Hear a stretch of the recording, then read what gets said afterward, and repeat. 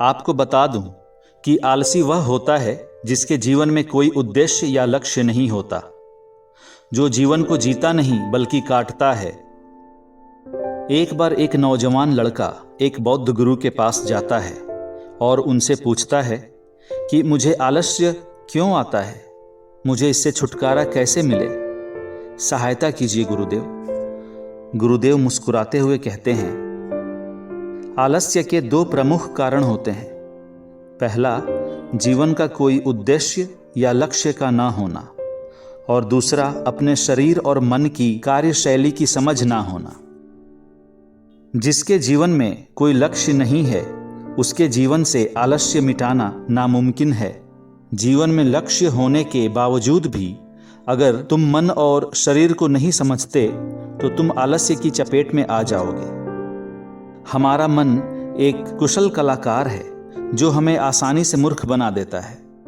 तुम कुछ भी करना चाहते हो, जैसे अगर तुम ध्यान करना चाहते हो तो यह तुमसे ध्यान करने को मना नहीं करेगा, बल्कि ध्यान करना ब्रह्म मुहूर्त में अच्छा होता है कहकर भ्रमित कर देगा, क्योंकि न तो तुम ब्रह्म मुहूर्त यानी सुबह सुबह उठ पाओगे, न ही ध्यान कर सकोगे।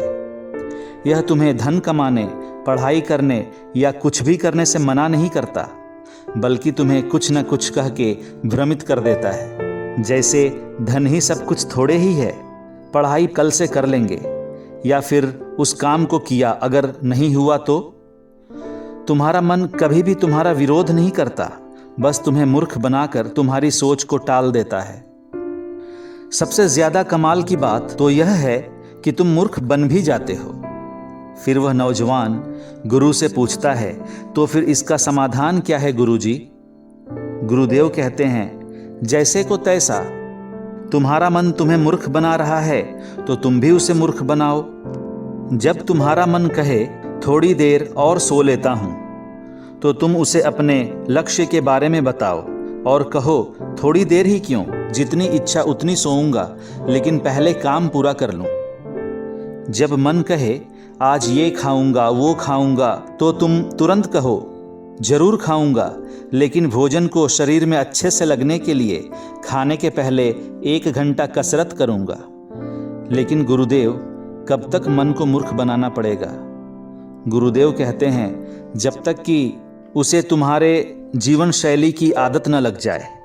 जब तक तुम आलस्य से मुक्त रहना चाहते हो, तब तक तुम्हें अपने मन को मूर्ख बनाना पड़ेगा।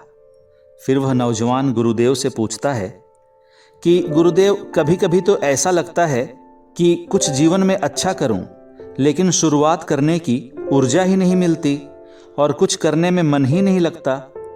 गुरुदेव कहते हैं, मन को तो तुम मूर्ख बना सकते हो, लेकिन सही ऊर्जा के लिए तुम्हें अपने शरीर को समझना होगा, क्योंकि स्वस्थ शरीर में ही स्वस्थ मन का वास होता है।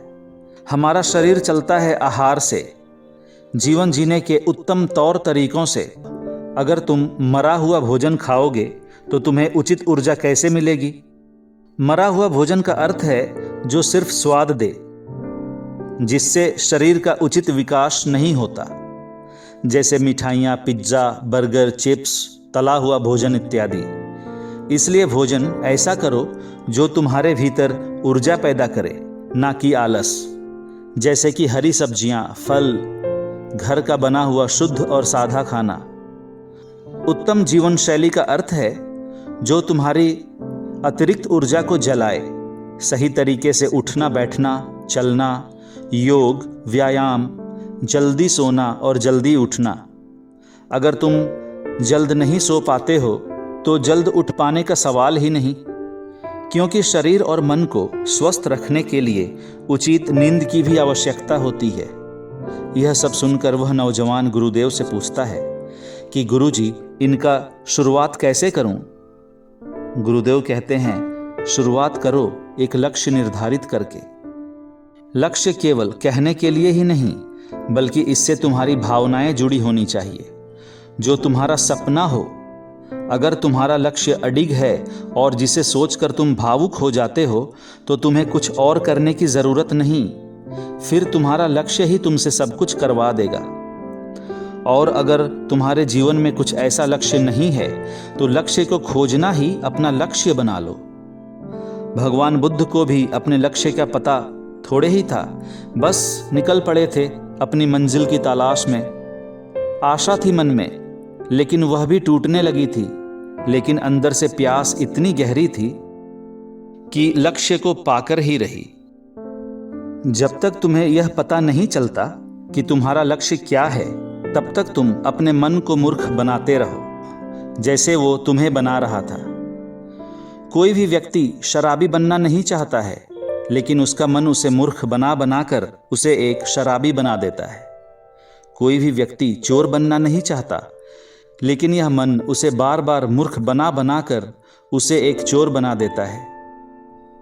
एक बात को तुम हमेशा याद रखना कि जब तक तुम बुद्धि से ऊपर उठकर बुद्ध नहीं हो जाते, तब तक तुम्हारे पास केवल दो ही विकल्प हैं।